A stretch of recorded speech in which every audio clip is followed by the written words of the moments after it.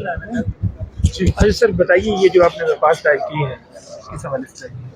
بسم اللہ الرحمن الرحیم. سب سے پہلے آپ کا شکریہ. تمام تعریفیں رب اور رب کے محبوب کی ہیں. یہ جی خان صاحب سے ملنے کے لیے. ٹھیک ہے.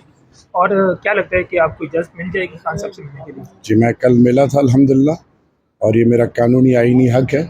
ان کا ایک ٹیم پلیئر ہوں، ان کا ایک سپاہی ہوں، تو انشاءاللہ مختلف امور کے حوالے سے ان سے ملاقات میرا قانونی اور آئینی حق ہے، اور اس کو میں through proper legal procedure utilize کر رہا ہوں انشاءاللہ. اچھا شریعت صاحب یہ بتا دیں، ایک تو آپ لوگوں کی جو درخواست تھی، جو ریسنٹ درخواست تھی، اس میں بھی یہ تھا کہ پرائیویسی میں ملاقات کی اجازت جو ہے وہ دی جائے، اور دوسرا کل فیصل جاوید صاحب کی جو درخواست پہ ایک آرڈر اسلام آباد ہائی کورٹ کے جسٹس سردار اسحاق خان صاحب نے کیا ہے کہ جو یہاں سے آپ جیسے جتنے بھی پی ٹی آئی کے رہنما وکلا جو آرڈر لے کے جا رہے ہیں، اگر اس پہ سپرنٹینڈنٹ عمل درآمد نہیں کرتے تو 25,000 روپے فی درخواست جرمانہ عائد کیا جائے گا سپرنٹینڈنٹ پہ. تو اس پہ کیا کہیں گے، اور کیا آپ لوگوں کو پرائیویسی دی جا رہی ہے ملاقات کے دوران؟ کل جی میری ملاقات ہوئی ہے. ہم کوئی 6 لوگ تھے اور 2 پولیس کے عملہ پتہ نہیں یونیفارم میں تھے.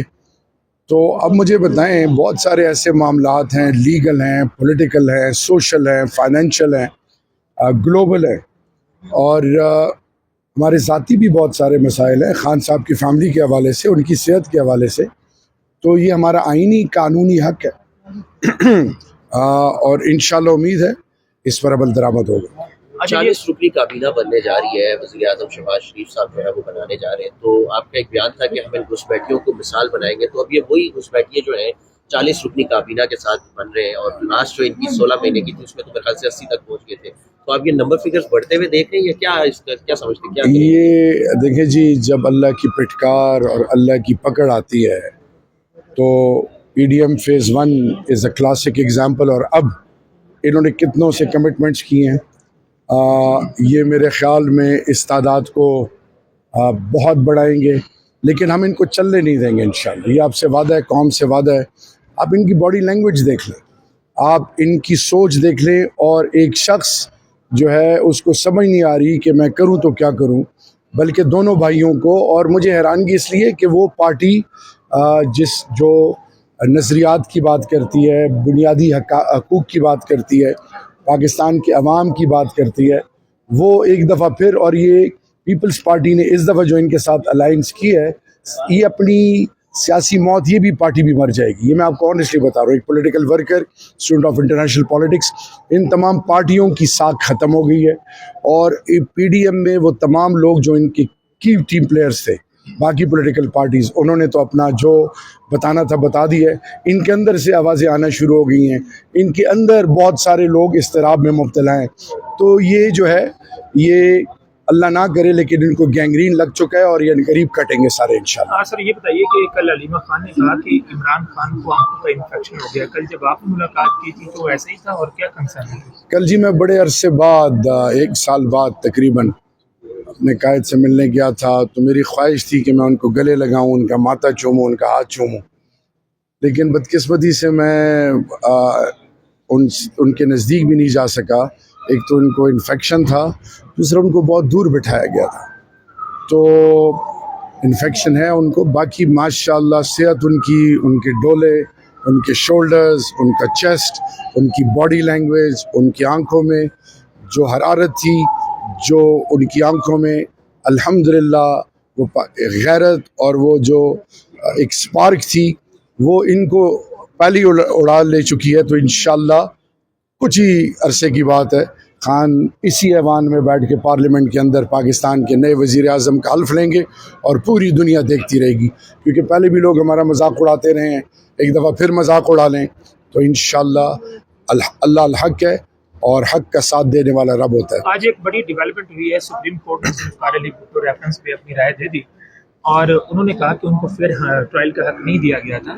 آپ نہیں سمجھتے کہ ہمیں تاریخ سے کچھ سیکھنا چاہیے اور آگے اس طرح کی غلطیاں نہیں دہرانی چاہیے؟ آج سپریم کورٹ نے بھی مانا کہ بھٹو کا جو قتل تھا وہ غلط. دیکھیں، اللہ نے قرآن میں قوم عاد، قوم سمود، قوم نمرود، مختلف قوموں کا ذکر کیوں کیا ہے؟ ہمیں سمجھانے کے لیے. اگر ہم ماضی سے نہیں سیکھیں گے تو یقین جانیے جو آج اس ملک کا حال ہے.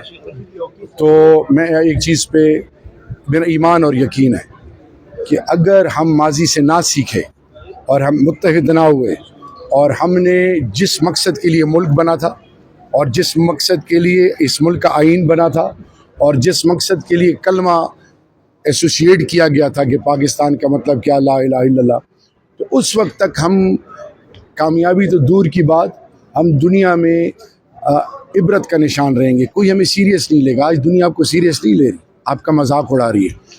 لیکن میں آپ کو بڑی ایمانداری سے بتاؤں کہ انشاءاللہ وہ وقت دور نہیں ہے. پٹڑی پہ چڑھنے لگے ہیں ہم، انشاءاللہ ایوان میں آ گئے ہیں، اور ایوان میں اب آپ انشاءاللہ پاکستان کی اداروں کی، پاکستان کے مستقبل کی اور آنے والی نسلوں کے حوالے سے ایسے انیشیٹوز دیکھیں گے جس کو آپ یوٹیوبرز کو آپ سب کو سلام ہے، کیونکہ آپ ہی ہماری آواز بنے ہیں.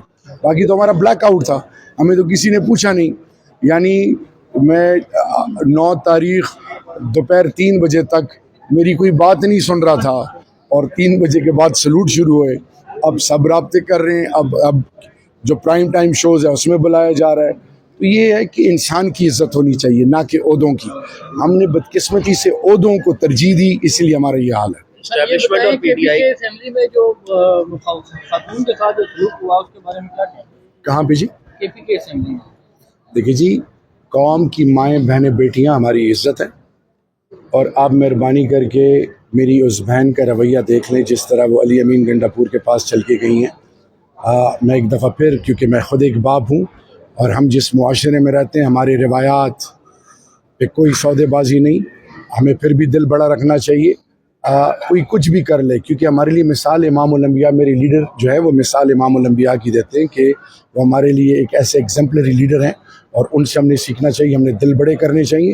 لیکن میں آپ سے یہ آپ کے توسط سے قوم کی ماں بہنوں بیٹیوں کو، باقی پولیٹیکل پارٹیز کے کی اسٹیک ہولڈرز کو یہ ریکویسٹ کروں گا بطور ایک بھائی، بطور ایک ملک کے باسی کے، کہ ہم نے تو اپنے رویوں پر نظر ثانی کرنی ہے. اس طرح باقی پولیٹیکل پارٹیز نے بھی اپنے رویوں پہ نظر ثانی کرنی ہے، ورکرز نے بھی، کیونکہ اس وقت سیاست کو اور سیاستدانوں کو جس طریقے سے پورٹرے کیا گیا ہے وہ ایسا ہے کہ جیسے شاید ہم اس اہل ہی نہیں.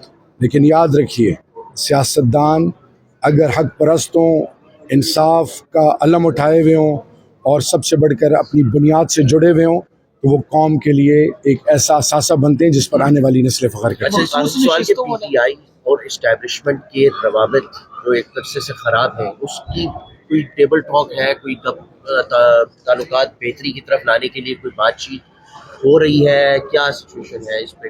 دیکھیے جی، میرا لیڈر بھی کہہ چکا ہے، ہم بھی کہہ چکے ہیں، ریاست کے اندر تمام سٹیک ہولڈرز ہماری مثال ایک کنبے کی ہے، اور انشاءاللہ بإذن اللہ وہ پولیٹیکل پارٹیز جو ہمارے بارے میں مختلف رائے رکھتی تھیں، ہم پر کراس لگایا گیا تھا، ہمارے بارے میں مس پرسیپشنز تھیں، ایک عجیب قسم کا بیانیہ پیش کیا جا رہا تھا، وہ سارے کے سارے الحمدللہ رد ہو گئے. ہم ہر جگہ بیٹھنے کے لیے تیار ہیں، پاکستان کے لیے، پاکستان کی آنے والی نسلوں کے لیے، اور سب سے بڑھ کر رول آف لا اور آئین کے لیے. Thank you sir.